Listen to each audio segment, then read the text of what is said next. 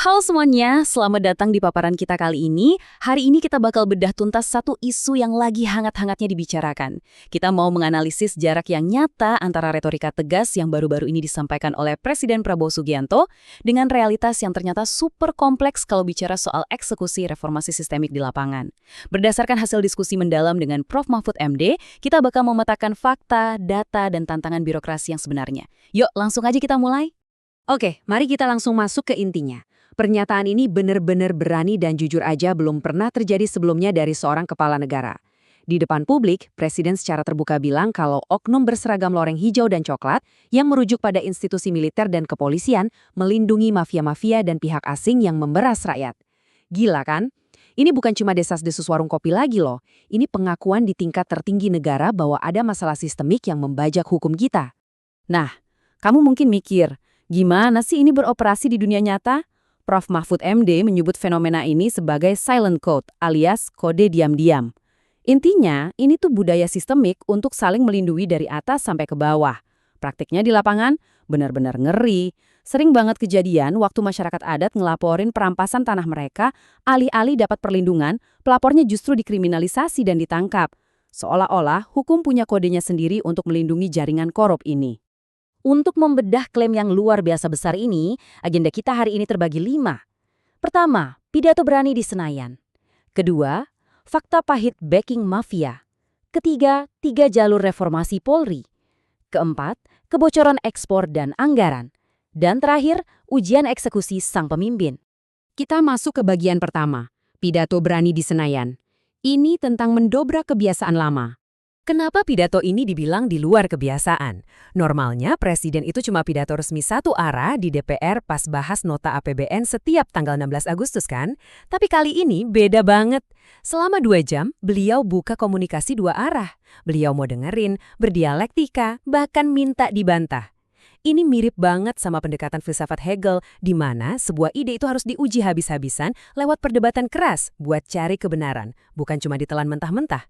Ini jelas sinyal positif, bukan lagi sekedar ngasih perintah top-down, tapi kepemimpinan yang mau ngajak pakar buat logis-logisan bedah masalah. Sekarang kita lanjut ke bagian kedua, fakta pahit backing mafia. Mari kita bandingkan retorikanya dengan apa yang beneran terjadi di lapangan. Jadi, poin krusialnya tuh di sini. Bayangin aja, negara seolah-olah lagi ngelawan warganya sendiri karena sistemnya udah dibajak sama sindikat. Sumber kita mencatat satu contoh yang ekstrim banget. Ada pengusaha sah yang tiba-tiba jatuh miskin gara-gara akta notaris perusahaannya dipalsukan sama mafia buat ngerampas asetnya. Terus pas dia lapor ke kementerian, laporannya diblokir. Dan yang bikin geleng-geleng kepala, sang pemilik asli yang lapor itu justru ditahan. Mafianya bebas, korbannya masuk bui. Inilah bukti kekuatan nyata dari oknum berseragam yang jadi backing mafia-mafia tadi. Masuk ke bagian ketiga, 3 jalur reformasi Polri. Ini semacam peta jalan besar buat membersihkan kepolisian. Angka 3.000 ini mewakili beban yang luar biasa berat. Tim reformasi udah nyusun sebuah roadmap atau peta jalan yang tebalnya mencapai 3.000 halaman. Dokumen masif ini isinya nggak main-main. Ada catatan verbatim dari keluhan masyarakat, pengakuan jujur para pejabat polisi itu sendiri, analisis media, sampai kajian ahli. Jadi, ini benar-benar rekam jejak yang super komplit tentang apa aja yang rusak di dalam institusi itu dan gimana cara benerinnya.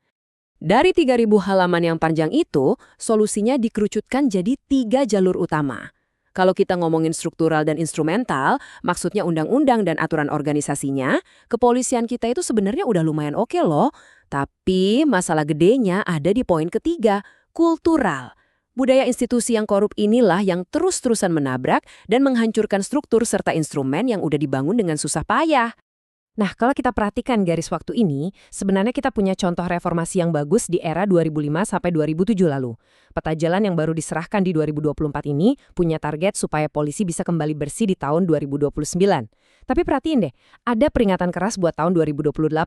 Kalau eksekusinya nggak dimulai benar-benar dari sekarang, di tahun 2028 nanti pejabat pasti bakal terdistraksi sama siklus pemilu berikutnya. Jendela waktu buat presiden bertindak tanpa diganggu urusan politik itu sempit banget. Bagian keempat. Kebocoran ekspor dan anggaran. Kita bakal lihat gimana data dan duit negara menguap gitu aja. Dan ini ngasih gambaran yang sangat jelas. Bukti kebocorannya mencengangkan banget. Ada dokumen ekspor yang nyatet pengiriman emas dari kita cuma 10 ton. Tapi negara tujuannya malah nyatet nerima 30 ton. Terus yang 20 ton lagi hilang kemana di tengah laut? Ini jelas bukan sulap ya. Ini murni pencurian kekayaan negara di siang bolong lewat manipulasi cukai.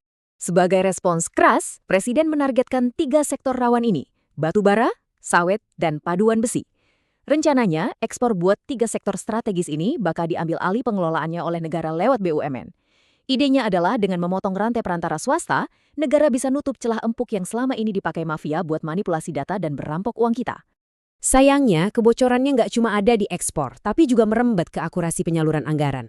Coba lihat ketimpangan data yang satu ini.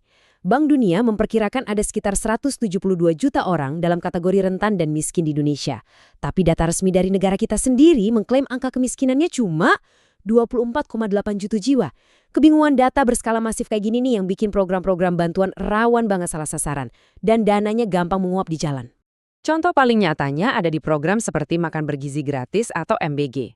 Kalau program ini harus ngelewatin rantai birokrasi yang panjang, setiap lapis perantara pasti bakal ngambil jatah persentase potongan. Hasil akhirnya, kualitas makanan yang sampai ke anak-anak kita bakal merosot drastis jadi ampas doang. Solusi yang ditawarin di diskusi bareng Presiden adalah manajemen langsung ke desa. Idenya pakai koperasi merah putih di desa-desa buat ngelola anggarannya langsung, jadi potong perantara, dan kualitas gizi anak-anak tetap terjaga. Kita sampai di bagian kelima sekaligus yang paling penting, ujian eksekusi sang pemimpin. Gimana menghadapi tembok tebal birokrasi? Setelah kita lihat semua data tadi, pertanyaannya sekarang kembali ke eksekusi. Ada pepatah universal yang bilang, ikan busuk dari atas. Konsep ini dengan gamblang negasin kalau kepemimpinan tertinggi di suatu kementerian atau lembaga udah mulai kompromi sama korupsi, ya kebusukannya pasti bakal ngalir ke level bawahnya. Presiden mungkin punya niat yang murni dan super bersih, tapi kalau beliau nggak memaksakan penegakan aturan ini ke ring satu kekuasaannya sendiri, reformasi kultural nggak bakal pernah kejadian. Nah, disinilah Presiden yang punya latar belakang militer kuat bakal nemuin hambatan terbesarnya. Kalau di komando militer, instruksi atasan itu otomatis langsung dijalanin sampai ke prajurit paling bawah kan? Tapi di birokrasi sipil, ceritanya beda.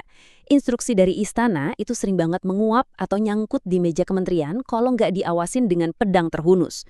Butuh ketegasan luar biasa buat langsung mencopot atau memecat pejabat, penegak hukum, atau menteri yang nggak sejalan sama visi bersih ini. Sebagai penutup, saya mau ngajak Anda merenungkan satu pemikiran mendalam dari filsuf Cicero. Semakin dekat keruntuhan sebuah negara, semakin banyak pula hukum dan aturan yang diproduksinya. Mungkin itu alasannya kenapa hari ini kita kelihatan sibuk banget bikin 3.000 halaman peta jalan. Tapi pertanyaannya, apa kita benar-benar butuh lebih banyak tumpukan kertas rekomendasi? Atau sebenarnya kita cuma kekurangan satu hal krusial, keberanian moral dari negara untuk mengeksekusi hukum tanpa rasa takut? Republik yang sehat bukanlah republik yang nggak punya masalah, tapi republik yang berani mengoreksi dirinya sendiri. Terima kasih banyak udah ngikutin paparan kita kali ini, dan sampai jumpa di pembahasan selanjutnya.